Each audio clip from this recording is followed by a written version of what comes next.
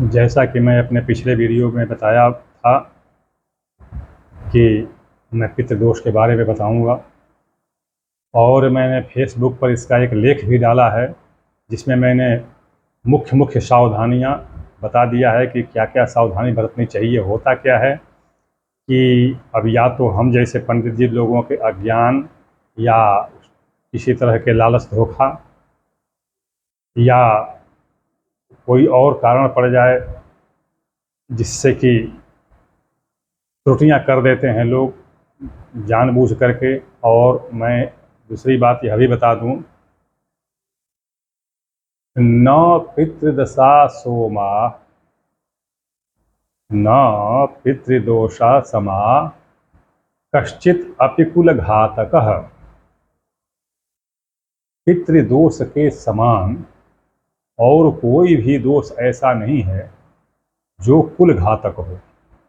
ध्यान दीजिएगा, पितृदोष और सर्पदोष, काल सर्पदोष जिसको कहते हैं, इससे बड़ा दोष कुंडली में या परिवार भर में या घर में इससे बड़ा दोष कोई होता नहीं है। दूसरी बात बता दूं कि कुछ लोगों ने कमेंट बॉक्स में मेरा कांटेक्ट नंबर मांगा है और मैं उस पर उत्तर नहीं दे पाता हूं, क्योंकि मैं पीछे उत्तर दिया हूं तो वह कांटेक्ट नंबर उन तक पहुंच नहीं पाता है या मेरा कोई भी उत्तर ऑडियंस तक पहुंच नहीं पाता है। तो मैं इसीलिए हर बार वीडियो में मैं अपना व्हाट्सएप नंबर दे देता हूं। मैं पुनः देता हूं, कोई भी समस्या हो, कोई भी प्रश्न हो तो आप मुझे व्हाट्सएप नंबर पर संदेश भेजें, मैं उस पर उत्तर दूंगा। किंतु यदि प्रश्न या समस्या आवश्यक ज़रूरतमंद का हुआ तो ही मैं उत्तर दूंगा।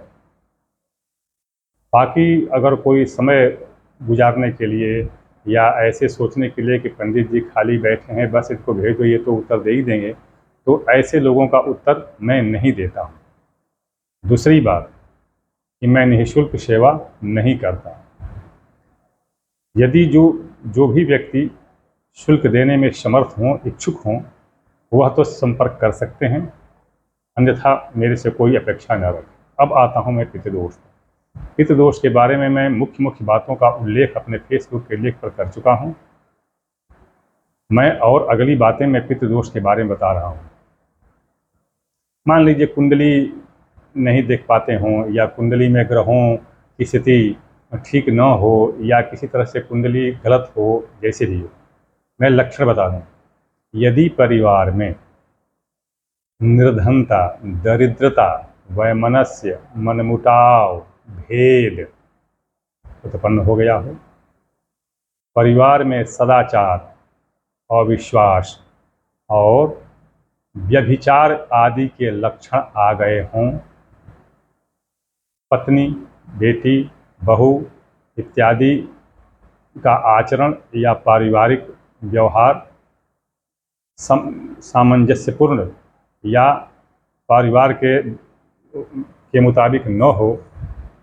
दूसरी बात कि परिवार में यदि चर्म रोग हो, किसी को भी चर्म रोग हो, स्वयं को भी हो या किसी को भी हो, चर्म रोग हो,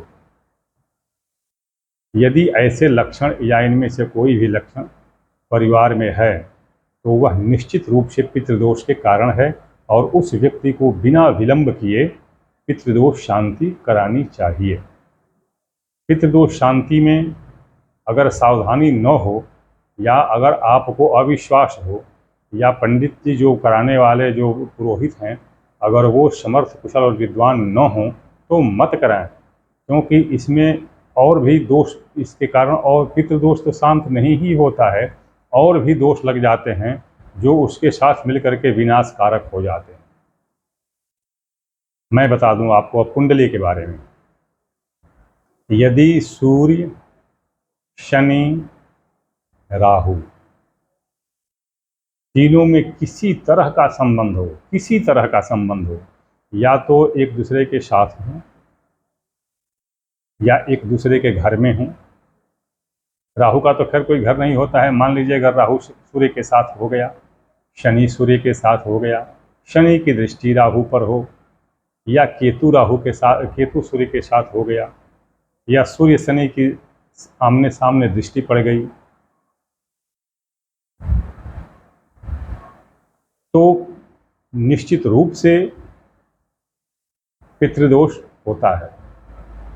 दूसरी बात, अगर कुंडली में आते हैं तो ये देखिए कि ये दोष सूर्य शनि का या सूर्य राहु का योग लग्न पंचम और नवम में न हो। अगर हो गया है तो यह और ज़्यादा घातक हो जाता है, यह पितृदोष और ज़्यादा घातक हो जाता है। अब मैं बताऊं कि पितृदोष में होता क्या है, अक्सर लोग आचार्य लोग करते क्या है।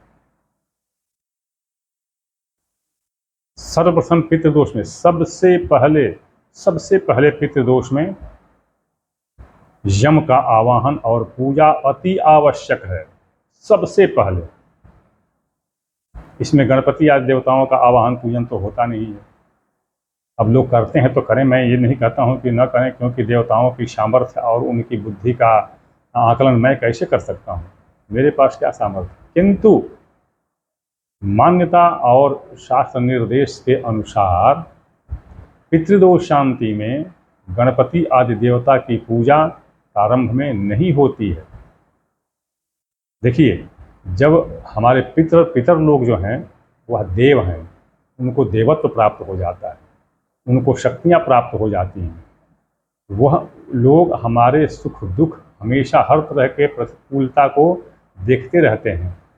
और आप किसी भी देवी देवता की पूजा करते हैं तो सबसे पहले पितरों की आज्ञा, उनकी पूजा और पितरों की आज्ञा अत्यंत अनिवार्य है। आप देखते होंगे जब शांति पाठ होता है तो उसके अंत में कहते हैं ना कि स्थान देवताभ्यो नमः, ग्राम देवताभ्यो नमः और कुल देवताभ्यो नमः। तो सबसे पहले पूजा में सबसे पहले पितरों की आज्ञा, उनकी अनुशंसा अत्यंत आवश्यक है। तो इसलिए पितरों के माध्यम से जो पूजा पहुंचती है और देवताओं तक, तो उनके आवाहन के लिए आवश्यक है कि पहले यम की पूजा की जाए। यमराज ही इनके अग्रणी हैं। अब बताऊं क्यों अग्रणी हैं। अग्रणी इसलिए हैं क्योंकि इनके भाई शनि हैं।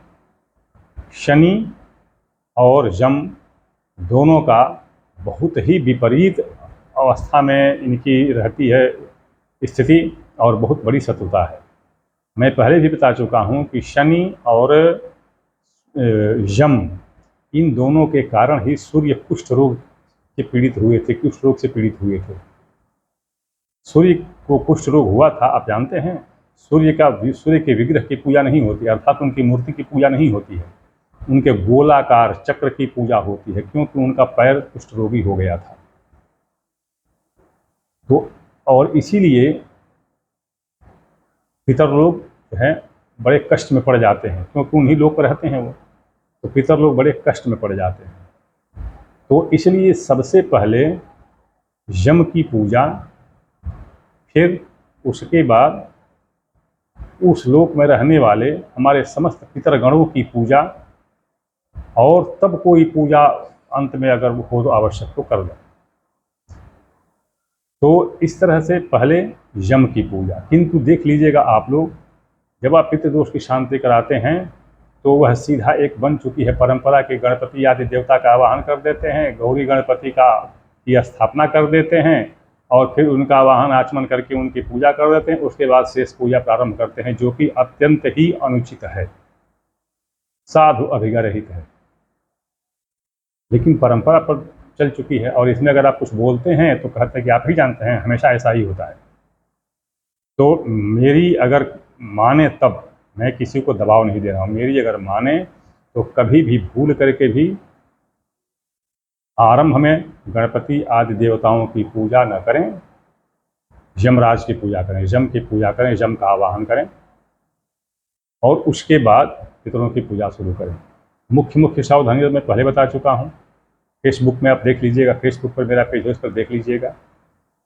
दूसरी बात कि जो पूजा होती है, पितरों की जो पूजा होती है, उसमें कभी भी लाल या पीला, ये दो फूल, इन दो फूलों का प्रयोग न करें। बेसन का प्रयोग न करें, बेसन जो चने का बेसन होता है उसका प्रयोग न करें। उड़द के आटे का प्रयोग करें, उड़द के आटे का प्रयोग करें।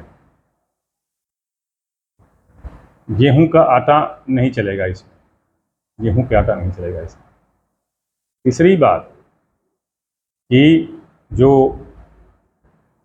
यम य उर विचारो प्रवंति साधु, ये जो मंत्र हैं, ये मंत्र परंपरागत रूप से पता नहीं कब से आचार्य जी लोग कराते चले आ रहे हैं, लेकिन महर्षि भृगु, देखिएगा अथर्ववेद में भी है, महर्षि भृगु ने ये मतलब कि बहुत अनिवार्य रूप से बता दिया है कि इन शार्धक मंत्रों को कभी भी प्रारंभ में पितरों के लिए या यमराज के लिए प्रयुक्त न करें, क्योंकि यह मध्यांतर पूजा के बाद प्रयुक्त की जाती है, यह मान करके कि हमारे पितर लोग हमारी पूजा स्वीकार कर रहे हैं। तो इन सब मंत्रों का ध्यान रखें। केवल ये मंत्र ये है कि ये पितृ पूजा में ये मंत्र पढ़े जाते हैं तो कहीं भी पढ़ दीजिए, तो ऐसा नहीं होता है। आपको जैसा कि मेरे वीडियो से लगा होगा, शेष पंडित जी लोगों से मेरा सामंजस्य नहीं बन पाता है, क्योंकि मेरे सिद्धांत, मेरे नियम, मेरा आचरण ही कुछ विपरीत होता है पंडित जी लोगों से। उसमें प्रमुख कारण मेरा सैनिक होना भी है, क्योंकि मैं बहुत दिनों तक 30 वर्षों तक भारतीय सेना में एक फौजी के रूप में सेवा कर चुका हूँ। भाषारूढ़, व्यवहार उदंड, मैं किसी से कोई पटरी नहीं पड़ती है मेरी। तो इसीलिए न मेरा कोई आश्रम है, न संगठन है, न संस्था है, न विद्यालय है, न कोई वर्ग ग्रुप, कोई क्या कहते हैं, कुछ भी नहीं। मैं नितांत अकेला हूँ।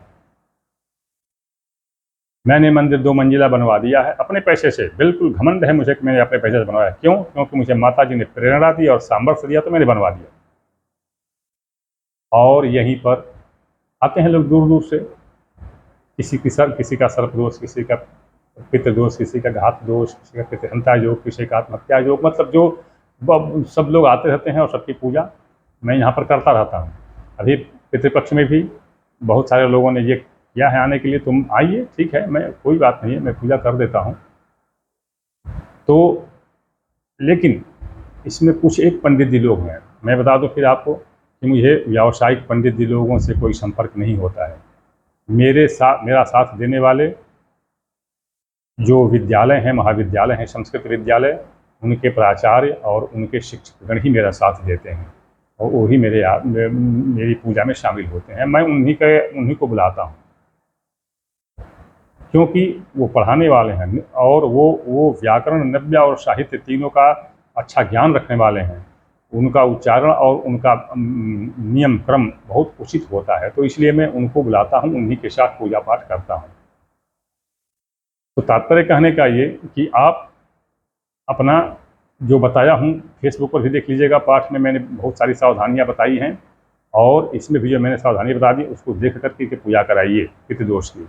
और यह निश्चित मानिए, इसमें कोई संदेह नहीं है, निश्चित मानिए कि पितृदोष की शांति के उपरांत घर से निर्धनता तो दूर हो जाएगी, निर्धनता दूर हो जाएगी। कर्ज इत्यादि का जो बोझ पड़ा हुआ है उसमें बहुत बड़ी राहत मिलेगी, और परिवार से रोग व्याधि सब समाप्त हो जाएंगे। तो पितृदोष की शांति आप आवश्यक रूप से कराएं। पितृपक्ष में अगर कराते हैं तो अति उत्तम। ध्यान रहे, मातृपक्ष शुरू हो जाने के बाद किसी भी शुक्ल पक्ष में, किसी भी महीने के शुक्ल पक्ष में यह पितृदोष शांति नहीं हो सकती है। यह भी देखिए, मैं विपरीत ही बता रहा हूँ कि शुक्ल पक्ष को लोग ज़्यादा प्रशंसित करते हैं, किंतु ऐसा नहीं हो सकता है। जब भी होगा तो मातृपक्ष आ जाने के बाद, अर्थात नवरात्रि प्रारंभ के बाद हमेशा कृष्ण पक्ष में ही होगा, विशेष रूप से चतुर्दशी और अमावस्या को। एक बात और ध्यान दें, यदि संयोग से रविवार, शनिवार और रविवार पड़ता है दिन, तो अति उत्तम होगा। तो कुछ मुहूर्त भी हैं, देखना चाहिए। वैसे तो लोग क्या कहें, आचार्य लोग जो हैं, हम भी हैं उसी में। अक्सर लोग लोभ के कारण, श्रम के कारण, किसी भी कारण से हो, या अज्ञानता के कारण हम लोग इसका ध्यान नहीं देते हैं, जजमान का ध्यान नहीं रखते हैं। तो यह चीज़ आप ध्यान में रखें। मैं अगला वीडियो बना रहा हूँ किसी नए विषय के साथ। मेरा प्रत्येक वीडियो जो है किसी न किसी नए विषय से युक्त होता है, और उसमें कुछ अलग ही ज्ञान की बातें भरी होती हैं। तो आप मेरा वीडियो अगला देखें। आग्रह एक और है कि अंत तक नहीं देखेंगे तो कुछ न कुछ मन में संदेह, समस्या, प्रश्न उत्पन्न होते रहेंगे। इसलिए आप अंत तक देखें। इसलिए नहीं देखें कि मेरी TRP बनेगी, इसलिए देखें कि आपको कुछ समस्या उत्पन्न न हो।